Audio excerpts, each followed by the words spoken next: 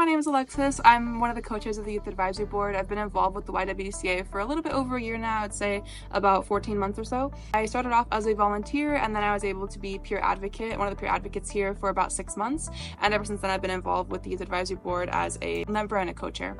So I joined the Youth Advisory Board during its first cohort last year, and we started off by just doing a lot of different community events and planning, but it was definitely more of a pilot phase at the time. But just throughout that experience, I was able to plan a lot of different events that were themed. One example of that is like a Mean Girls themed event we did last year, and it was called You Can Sit With Us instead of You Can't Sit With Us, like the iconic line from the movie. It was about equity and inclusion, and we've done a lot of different events like that. We've had like Toy Story themed called You've Got a Friend in Me. We've had one that was called You Are More Than Enough, and it was camping themed, so things like that. We've had a lot of fun, developing those sorts of events. Throughout my time on the Youth Advisory Board, I've really seen a lot of different growth in a lot of different people.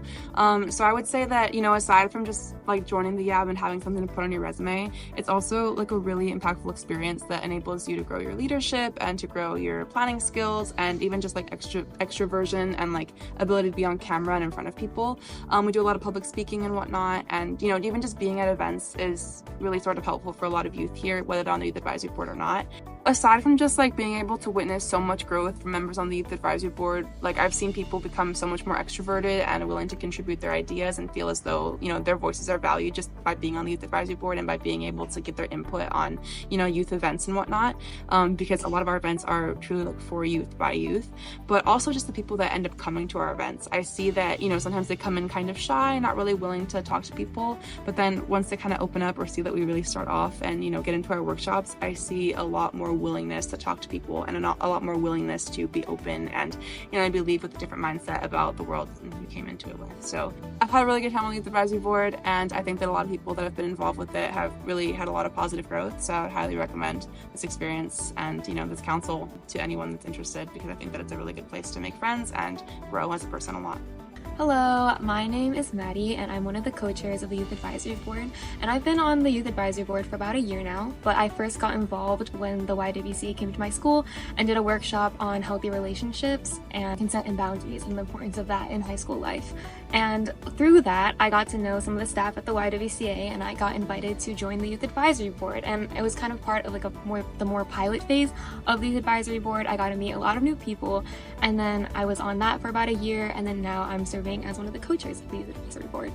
So before joining the Youth Advisory Board, I never really saw myself as someone who was a peer advocate or like super extremely involved in my community. I kind of just had that passion for like community service, so I was like, okay, like why not join the Youth Advisory Board? So like joining the Youth Advisory Board, like I definitely through meeting all sorts of people and through planning various workshops and events, I was able to kind of be more equipped with the skills I need to be more active in my community and like be a voice for youth. Through this, I've definitely discovered that I have a passion for like building community among youth, and the Youth Advisory Board has kind of given me tools that I can equip and use that. The one big thing for me, I really value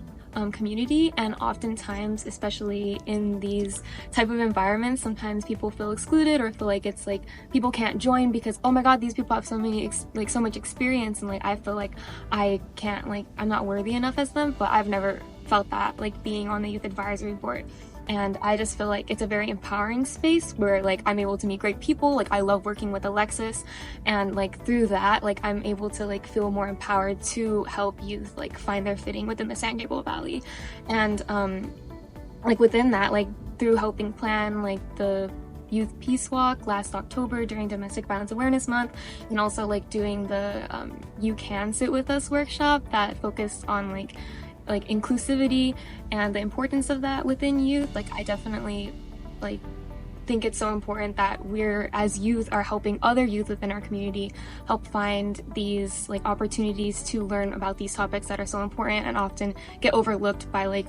most schools and other educational programs.